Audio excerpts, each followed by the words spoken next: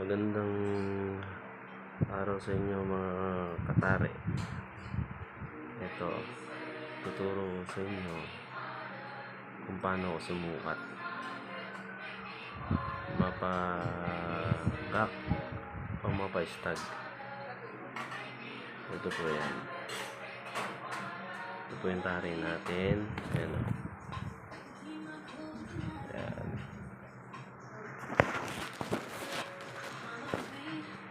Ito, pag ako po sumukat, lalo po quality ang manok.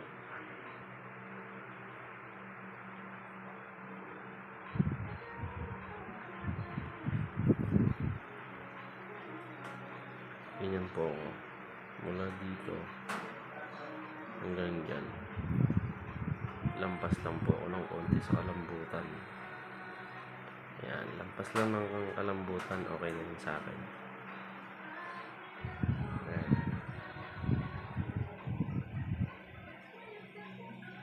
Tapos tatari po tayo.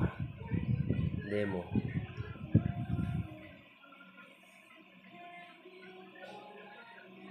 Tingnan nyo muna po kung sino mas, minsan kasi may mas malalim dito. Ito pantay naman siya. Yung tari ko semi high point, kaya ginagawa ko ganyan muna. Packet muna ako nyan.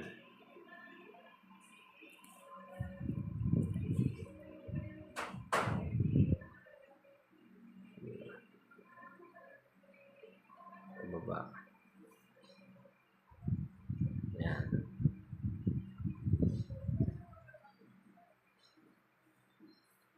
Pwede nyo rin bilangan, pero sa akin hindi na. Dalawa. Tatlo. Tatlo sa taas. Isa.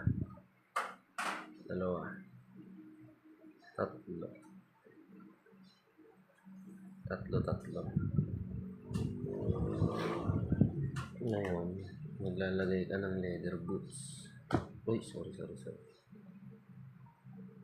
Yung paglagay ng leather boots, ito.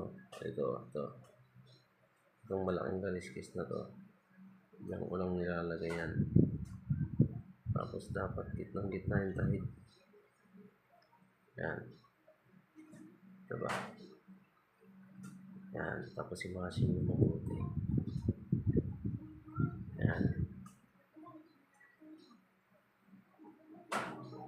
Tuturo ko muna sa inyo ngayon ang normal na pag-asinta sa normal na paa. Sa normal na paa. Normal na paa lang muna to. Susunod na mga video ko, isisend ko yung magde-demo tayo ng para sa mga may diferensya.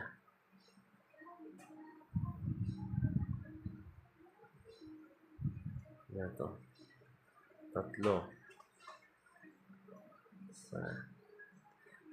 Ako kasi madalas mataas dito kasi semi-high point ang ko, tari ko. Kaya laging lamang sa taas.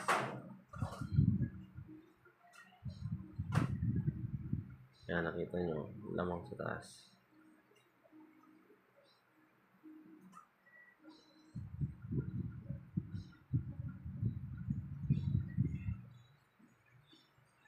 Ayan.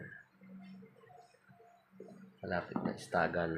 Kaya matari tayo ng istagan. Minsan nandun tayo sa elimination WPC ng banded. Ayan.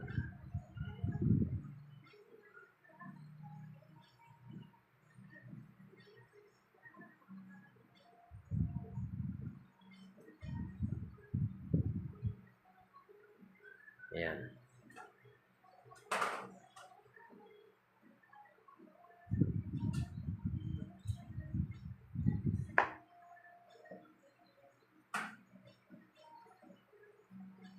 Ito po.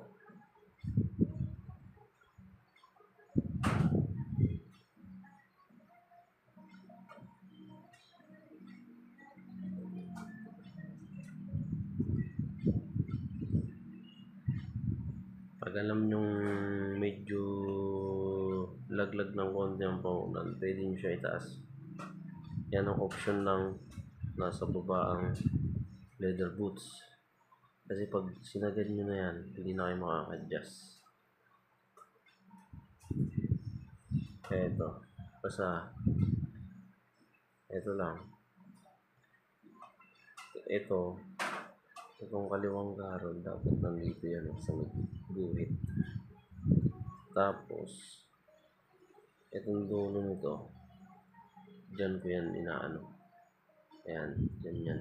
Sa may kanto na yan. Ayan. Akala mo lang siya balagbag, pero hindi talaga balagbag yan. Ayan, kita mo yung V-shape, sakto lang, hindi naman siya. Ayan. Hindi yan balagbag. Saktong-sakto lang yan. Ayan, pag hinila mo siya, sakto lang. Okay. Thank you.